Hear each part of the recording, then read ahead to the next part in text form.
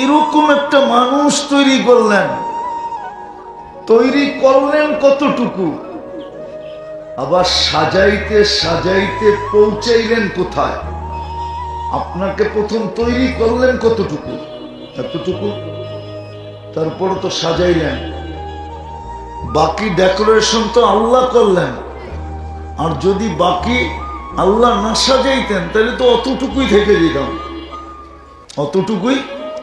তারপরে সাজাইল কে? আল্লাহ সাজাইছে। ওই আল্লাহর কাছে মূল্যায়নের বা ওজন আল্লাহ দুই জিনিস দিয়ে আমাদেরকে মাপবেন, ওজন করবেন, ওজন।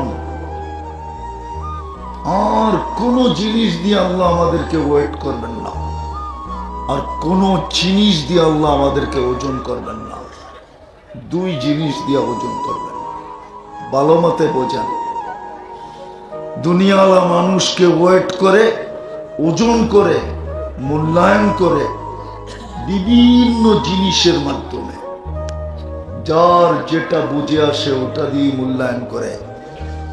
কিন্তু আল্লাহ মূল্যায়ন করবেন শুধু দুই জিনিস দিয়া, ঈমান দিয়া, আমল দিয়া। ঈমান দিয়া আর কি দিয়া? আমল দিয়া। আর মানুষের মূল্যায়ন অতক্ষণ আপনার ভিতরে ওজনের বস্তু আছে, যতক্ষণ ওজনের বস্তু নাই আপনার কোনো মূল্য নাই। আপনি একটা কথা ভাবেন, চাকরিতে মানুষ রিটায়ার্ড হয় না? হয় না? কয় বছর বয়সে? কয় বছর? 65। মাইনা নিলাম। এক অফিসে, এক সংস্থায় এক ব্যক্তি টানা 35 বছর চাকরি করলো, তার যোগ্যতা বাড়লো না কমলো? কিন্তু তাকে রিটায়ার করে নতুন একজন নিল কেন? ওর তো কোনো যোগ্যতাই নেই, মাত্র ঢুকলো।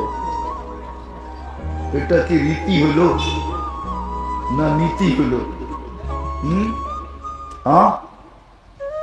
আরে বলেন না, রীতি নীতি হইল? এটা কি বোঝা যায়? ওর তো যোগ্যতা বাড়লো, ঠিক না? কিন্তু ওনাকে লেস করলো কি দেখা? বয়স দেখা, যোগ্যতার দিকে দেখে নাই। এতদিন দেখছে যেই 65 হয়েছে আর যোগ্যতার দিকে দেখে নাই। এখন দেখতেছে বয়স 65 হয়ে গেছে, রিটায়ার্ড করে দাও, ঠিক না? কিন্তু ও তো হলো ওই আদা, যত পুরান হয় তত জাল হয়, ঠিক না? কি আরো রাখার দরকার ছিল, ঠিক না? এটা হলো দুনিয়ার রীতি আর নীতি। দুনিয়ার মানুষ দুনিয়ার মানুষকে মূল্যায়ন করে দুনিয়ার ভিত্তিতে, আল্লাহ মূল্যায়ন করেন ঈমান আমলের ভিত্তিতে। দুনিয়ার মানুষ মূল্যায়ন করেন সাময়িক, অল্প সময়ের জন্য, অল্প দিনের জন্য, কয়েকটা বৎসরের জন্য। আল্লাহ মূল্যায়ন করেন চিরদিনের জন্য, চিরদিনের জন্য মূল্যায়ন করেন। দুনিয়ার মানুষও একসাথে কিছু দেয়, দুনিয়ার মানুষও একসাথে কিছু, মনে হয় বোঝেন না, চাকরির থেকে রিটায়ার্ড করলে একসাথে কিছু দেয় না? দেয় না? দেয় না? আল্লাহও দেয়, দুনিয়ার মানুষ অল্প দেয়। আর আল্লাহ যেটা দেয় ওটা চিরদিনের জন্য বেদামি জিনিস দেয়, সেটা হলো জান্নাত দেয়। জান্নাত, জান্নাত দেয়। এই দুটা জিনিসের জন্যই আপনাকে আল্লাহ দুই জিনিসের ভিতরে নির্বাচিত করছে। এই দুটার জন্যই, ঈমান আর আমলের জন্য আল্লাহ আপনাকে দুই ভাবে নির্বাচিত করছেন। একটা হলো মুসলমান হিসাবে নির্বাচিত করছেন, জন্মগতভাবে মুসলমান। জন্মগতভাবে কি আমরা মুসলমান? কি হিসাবে? জন্মগতভাবে না। কে নির্বাচিত করলো? কে? আল্লাহ নির্বাচিত করলো। আবারও বলতেছি, ওই দুটার জন্য আল্লাহ দুই ভাবে আমাদেরকে নির্বাচিত করছেন, একটা ঈমান, একটা আমল। মুসলমান হিসাবে আল্লাহ আমাদেরকে নির্বাচিত করছেন, জন্মগতভাবে মুসলমান আমরা। আর ঈমান দিয়া আমাকে নির্বাচিত করছেন। যদি ঈমান দিয়া আপনাকে নির্বাচিত না করতো, তাহলে আসার সাথে সাথে আপনার কানে ঈমানি কালেমা পড়া হতো না। আসার সাথে সাথে আপনার কানে কি পড়া হয়েছে? ঈমানি কালেমা। আজান একামত হয়েছে না? আজান কি? আজানের ভিতরে কি ঈমানি কালেমা নাই? আশহাদু আল্লা ইলাহা ওয়া আশহাদু আন্না মুহাম্মাদা, এটা কি ঈমানি কালেমা না? আপনারা মুসলমান বানাইলে কোনটা পড়ান? আশহাদু আল্লা ইলাহা ওয়া আশহাদু আন্না। তাইলে ঈমানি কালেমা আমাকে শোনানো হতো না। বোঝা গেল মাতৃ উদরেই আমাকে ঈমান দিয়া পাঠাইছে। আমি জন্মগত কি মুসলমান।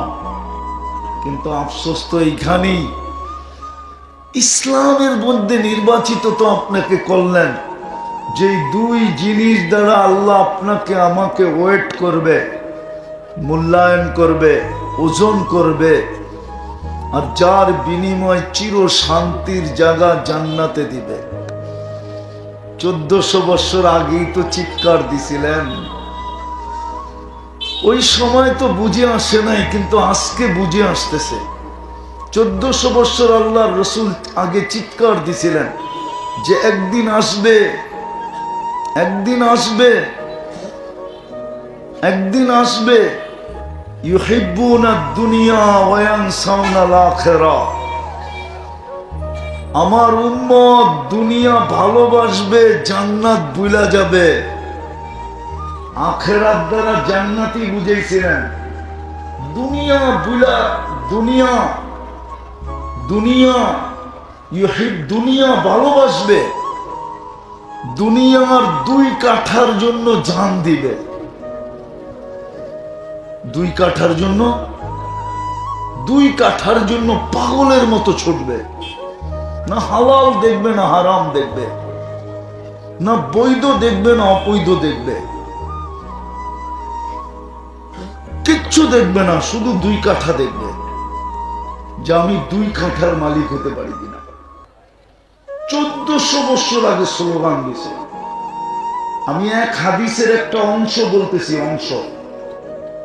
হুজুররা যদি জিজ্ঞাসা কোত্থেকে বললেন তো বলবো টোকায় এলাম, আমিও টোকায় বের করছি।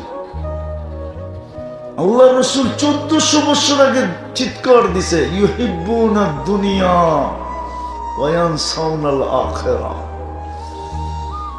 আমার উম্মত দুনিয়া ভালোবাসবে, 2 কাঠার জন্য হালাল দেখবে না, হারাম দেখবে না, বৈধ দেখবে না, অবৈধ দেখবে না, ভাই দেখবে না, বোন দেখবে না, আত্মীয় দেখবে না, স্বজন দেখবে না, পাড়া দেখবে না, প্রতিবেশী দেখবে না, কিচ্ছু দেখবে না। ও 2 কাঠা দেখবে, আর জান্নাত ভুলা যাবে। শুধু দুনিয়া দেখবে, জান্নাত কি করবে? কি আজকে আমাদের জান্নাত স্মরণে আছে? যদি থাকতো আমি প্রমাণ দেই। আপনি তো জন্মগত মুসলমান, ঠিক না? বলেন আমাদের ভিতরে ইসলামের ছাপ কতটুকু? ছাপ বোঝেন? ছাপ কতটুকু বলেন? মুসলমানের ঘরে আপনাকে নির্বাচিত কে করলো? হ্যাঁ হ্যাঁ, কে করলো? রাগ হয়েন না, কিন্তু রাগ হয়ে যাবেন। আমি একটা জিনিস বোঝানোর জন্য বলবো না, আবার কোন দিকে চলে যায়, ঠিক না? গাজীপুর তো এমনি ভয় পাইতেছি। বলবো একটু বোঝানোর জন্য। আপনাকে মুসলমান করে নির্বাচিত করলো কে? আপনি তো নির্বাচিত, ঠিক না? নির্বাচিত, ঠিক না? এই পোস্টারে যত মেহমানের নাম আছে দেখেন তো কইরা। ওনারা তো এখনো নির্বাচিত হয় নাই, নির্বাচিত হওয়ার জন্য চেষ্টা করতেছে, ঠিক না? কি নির্বাচিত হওয়ার জন্য চেষ্টা, তাও দুনিয়ায়। আর আপনি নির্বাচিত কার পক্ষ থেকে? কোন আল্লাহর পক্ষ থেকে? আল্লাহ চিনেন? হায় হায় হায়, আল্লাহ তো চিনি না। যিনারটা সারা দিন বুক করি, যিনি সারা দিন আমাকে চলমান রাখে, যিনি সারা দিন আমাকে সুরক্ষা করে, যিনি সারা দিন আমাকে রক্ষণাবেক্ষণ করে, যিনি সারা দিন আমাকে লালন পালন করে, রব্বে কাবার কসম, উনি যদি এক মুহূর্তের জন্য আমাদেরকে ছেড়া দেন, তাহলে সমগ্র সৃষ্টি আমাদেরকে অস্তিত্বহীন করে দিবে। কসম খোদা, এক মিনিটের জন্য যদি উনি আমাদেরকে ছেড়া দেন, জমিন আপনাকে এক মিনিটের ভিতরে পেটে নিয়ে নিবে, সমুদ্র এক মিনিটের ভিতরে তলদেশে নিয়ে নিবে, ফেরেশতা এক মিনিটের ভিতরে আপনাকে সাইজ করবে। হায় হায়, সব আমাদের সেবক, জমিন আপনার সেবা করতেছে। 120 ফিট পর্যন্ত পাইলিং করেন, আপনি কিচ্ছু বলে না, পেশাব করেন, পায়খানা করেন, কিচ্ছু বলে না, তার উপরে বিচরণ করেন, কিচ্ছু বলে না, কিচ্ছু বলে না। তারপরেও 24 ঘন্টা ওর পিঠে নাফরমানি করি। ও কিন্তু ডেলি আল্লাহকে বলে, আল্লাহ সব সই, নাফরমানি সই কি করে? সব যাতনা তো মানুষের সইতেছি, আপনি যেমন বলতেছেন তেমন করতেছি, চুল পরিমাণ এদিক ওদিক হয় না, কিন্তু আপনার নাফরমানি সই কি করে? জমিন তো প্রতিদিন বলে আল্লাহকে, আলা আলা কুল্লা ইয়াউমিন আল আরদু তাস্তাদিনু রাব্বা। প্রতিদিন জমিন বলে, আল্লাহ অনুমতি দেন না, এদেরকে পেটে নিয়ে আনি। আল্লাহ জিজ্ঞাসা করে, কেন? ইয়াকুল রিজকাকা ওয়া ইয়াসিক, রিজিক তো তোমার খায়, তোমার নাফরমানি করে। বলেন, ফুড পয়জন খাইলে হয় না না খাইলে হয়? হ্যাঁ, কি না খাইলে হয় না? ফুড পয়জন কখন হয়? হ্যাঁ, খাইলে না না খাইলে? খাইলে। কেন? ডেলি তো হজম হইতেছে, আজকে ফুড পয়জন কেন হলো? ডেলি যদি খাবারে ফুড পয়জন হতো, আপনি বাঁচতেন কি করে? বলেন, কি করে বাঁচতেন? জমিন বলে 24 ঘন্টা আপনারটা ভোগ করে আর আপনার নাফরমানি করে। জিগান, এইখানে গতকালকে কয়জনে নাফরমানি করছে? জিজ্ঞাসা করেন। 31st নাইটে হয় নাই গাজীপুরে নাফরমানি? হয় নাই? বোমের আওয়াজ কম হয়েছে, ঠিক না? কিন্তু ডেক বাজে নাই, নাচ হয় নাই, গান হয় নাই। হ্যাঁ, খোলা না হইল চিপা চাপায় তো হইছে না, হয় নাই? হ্যাঁ, কত নাফরমানি। জমিন তো গত রাত্রেই বলছিল, আল্লাহ অনুমতি দেন না, একটু সার্চ করি। তো যেটা বুঝাইতেছিলাম, আল্লাহ তো চিনি না, আমাকে তো নির্বাচিত করছিলেন মুসলমান হিসাবে আল্লাহ। কেননা আমাকে দুই জিনিস দিয়ে মাপবেন, একটা হলো ঈমান। মুসলমানের ঘরে নির্বাচিত করে জন্মসূত্রে আমার ভিতরে ইসলামকে ঢুকায়া দিছেন, ঈমানকে ঢুকায়া দিছেন। যদি ঈমান না ঢুকাইতেন, তাইলে আমার কানে আজান একামত হলো তো হলো কি কইরা? আজান একামতই তো ঈমানের বাণী ছিল, আজান একামতের ভিতরেই তো ঈমানের বাণী ছিল। আশহাদু আল্লা ইলাহা ইল্লাল্লাহ ওয়া আশহাদু আন্না মুহাম্মাদার রাসূলুল্লাহ, ঈমানের বাণী তো এটার ভিতরে ছিল। তো আপনি তো মুসলমান হিসেবে নির্বাচিত হইলেন আল্লাহর পক্ষ থেকে। মাপকাঠির প্রথম পাল্লা তো আপনার জন্য রেডি ছিল, আল্লাহ নির্বাচিত করে দিয়া দিছিল, কিন্তু বলেন ইসলামের ছাপ আপনার ভিতরে কতটুকু? বলেন ইসলামের ছাপ কতটুকু? কালকে এই চেহারাটা কি করে দেখাবেন?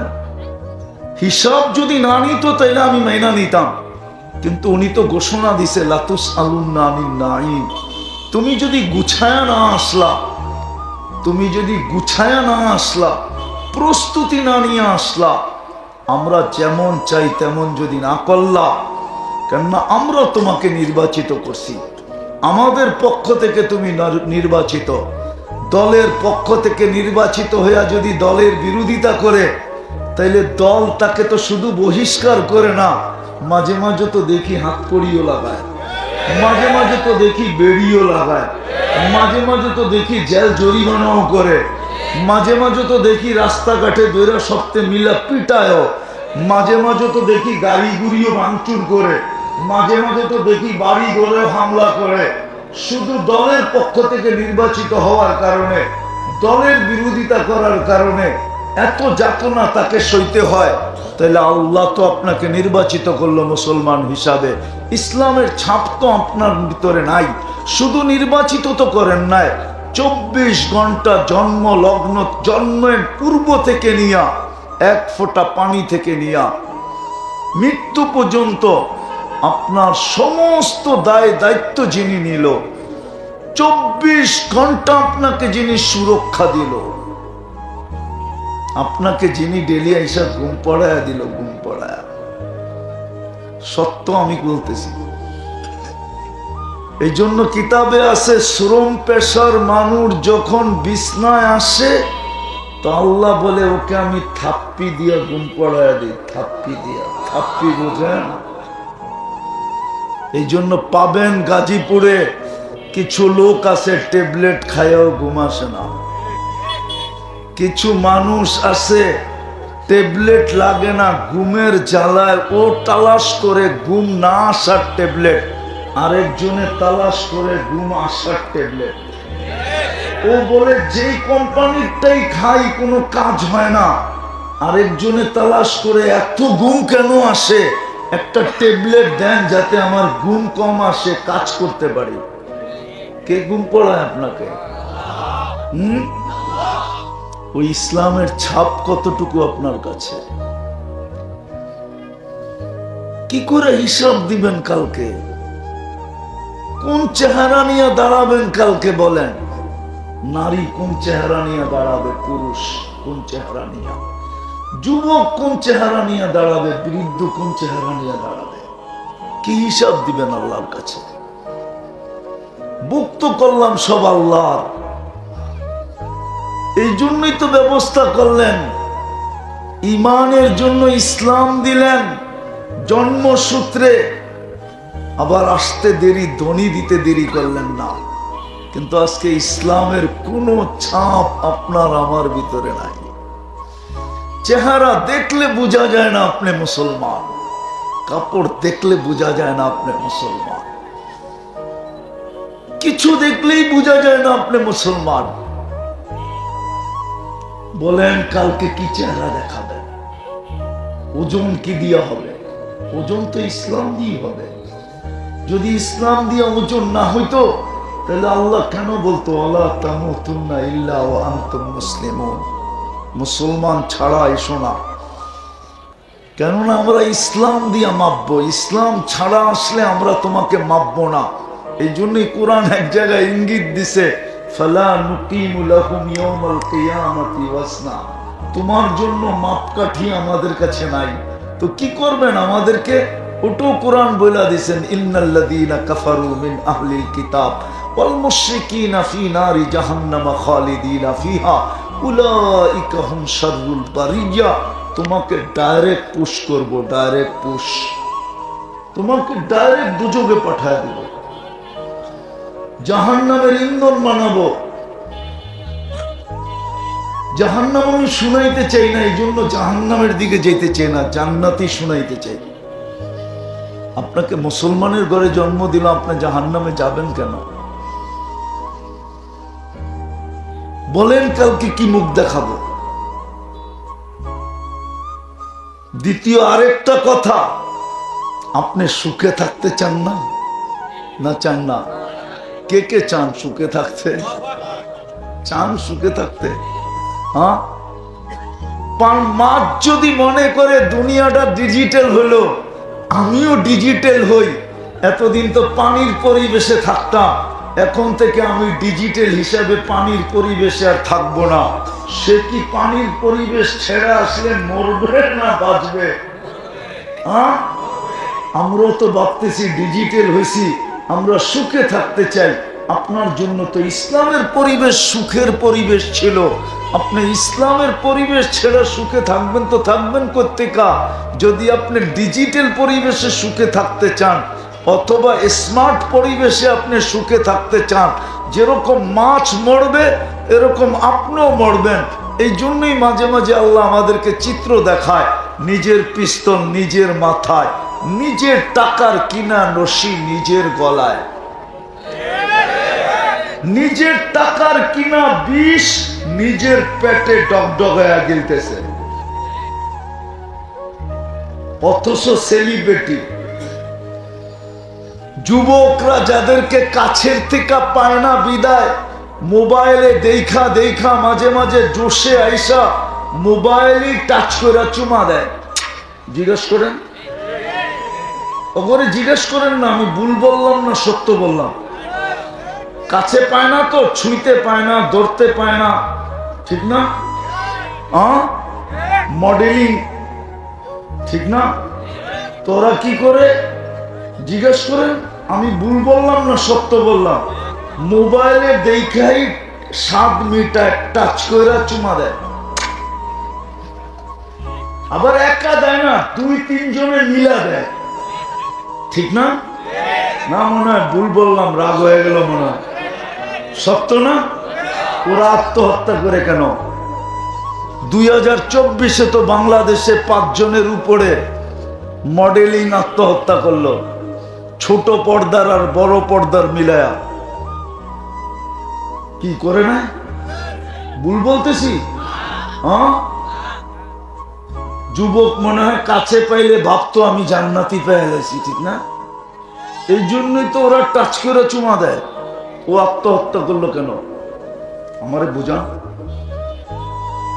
আপনার সুখে থাকার পরিবেশ তো ছিল ইসলামের। আপনাকে তো মাপার জন্য জন্মগত দিলেন ইসলাম, আপনার ভিতরে তো ছাপ নাই, তা আপনি সুখে থাকবেন বাড়ি দিয়া? বলো কোন বাড়িওয়ালা সুখে আছে? কোন অট্টালিকাওয়ালা সুখে আছে?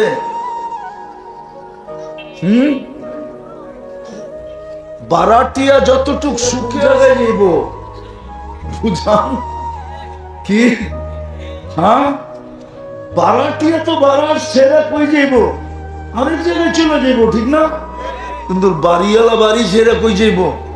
হ্যাঁ, যাওয়ার জায়গা আছে, বহুত বাড়িওয়ালা বাড়ি ছেড়ে কবরে যাইতেছে। ওরও একটা জায়গা আছে কবর, যেখানে আর ফিরত আসবে না। বিদায় বুঝাইতে পারতেছি কিনা জানি না। আপনাকে মূল্যায়ন করবে আল্লাহ ইমান দিয়া, আমল দিয়া। দুনিয়াওয়ালারা মূল্যায়ন করে হাজারো জিনিস দিয়া, দুনিয়াওয়ালারা মানুষকে মাপে দুনিয়া দিয়া, আল্লাহ আপনাকে মাপবে ইমান আর আমল দিয়া। এই জন্যই মাতৃকুলে আপনাকে ইমান দিছিলেন, ইসলাম দিছিলেন, আল্লাহ নির্বাচিত করে দিছিলেন। কিন্তু আফসোস তো এখানেই যে আপনার আমার ভিতরে ইসলামের ছাপ নাই। সুখে থাকার জন্য ইসলামের পরিবেশ দিছিলেন, কিন্তু আপনিও সুখে থাকতে চান, আমিও সুখে থাকতে চাই, কিন্তু ইসলামের পরিবেশে চাই না। আমরা বিজাতির পরিবেশে চাই, বিজাতির স্টাইলে চাই। এই জন্য কেউ সুখী না, কেউ সুখী না। দ্বিতীয় আমলের জন্য আপনাকে দিছিলেন মুহাম্মাদুর রাসূলুল্লাহ। আমলের জন্য দিছিলেন কি? মুহাম্মাদুর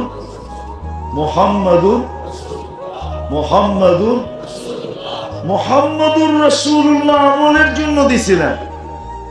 নাহলে মুস্কি হাসলে সওয়াব হবে কেন? হুজুররা বলুক, মুস্কি হাসলে সওয়াব হয় না? হয় না? কেন? আল্লাহ রসুল মুস্কি হাসছে, ঠিক না? আল্লাহ রসুল মুস্কি হাসছে। আল্লাহ রসুলের তরিকায় পেশাব করলে সওয়াব হয় কেন? তো পেশাব হয় না, হয় না?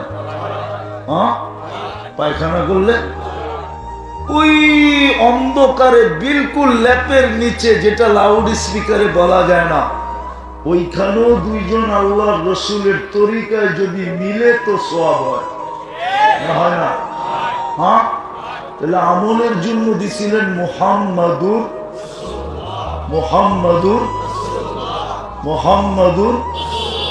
আর খুলা দিছিলেন আপনার ভাগ্য। আমি দুটা দেখাই, সময় হাতে নাই, দুই একটা দেখাই। কত বড় ভাগ্য আপনার, আমার, সবাই উম্মতে মুহাম্মাদীর। যেমন আকাশ মাইপা বিজ্ঞান বলার ক্ষমতা রাখে না, বিজ্ঞান কিন্তু অনেক দূর চলে গেছিল। বিজ্ঞান বলে দিছে দুনিয়ার চেয়ে সূর্য 13 লক্ষ গুণ বড়, ঠিক না? আবার বিজ্ঞানী বলতেছে যদিও সূর্য 9,30,00,000 মাইল দূরে, ঠিক না? সূর্যের 9 কোটি ভেদ করে 30 লক্ষ মাইল দূরেও যদি কোনো বস্তু যায় তো সূর্যের তাপে নাকি কি হয়ে যাবে? কি? আরে জোরে বলুন না, কইলা যাইব, ঠিক না? তো মাপলো কেমনে? আমগো দুনিয়ার থেকে 13 লক্ষ গুণ বড়।